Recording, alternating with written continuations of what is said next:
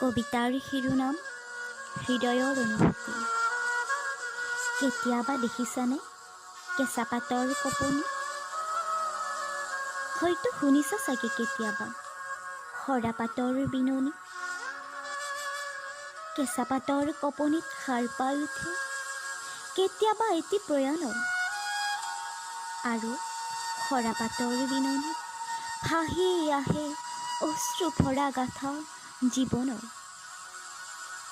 কেঁচা পাতে দি যায় বতৰা নৱ প্ৰভাতৰ, আৰু সৰা পাতে মায়াময় মৰুভূমিৰ দুৰ্বিষহ সময়ৰ।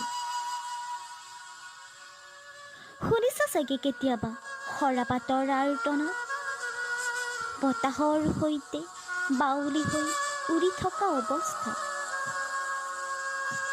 শুনিছা চাগে কেতিয়াবা নিজম ৰাতি বুকুত হাজাৰ বিষ লৈ ধুমুহাৰ সোঁতত উৰি ফুৰা নিসংগ সৰা পাতৰ বিননি।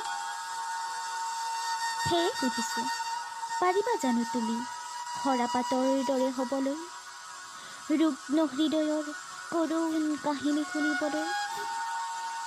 পাৰিবা জানো সৰা পাতৰ দৰে বুকুত হাজাৰ বিষ লৈ নিসংগ মনে উৰি ফুৰিবলৈ? মনত বহুত দুখ হয় যেতিয়া নিসংগ সৰা পাতবোৰে বতাহৰ সোঁতত দূৰ দূৰণিলৈ গুচি যায়।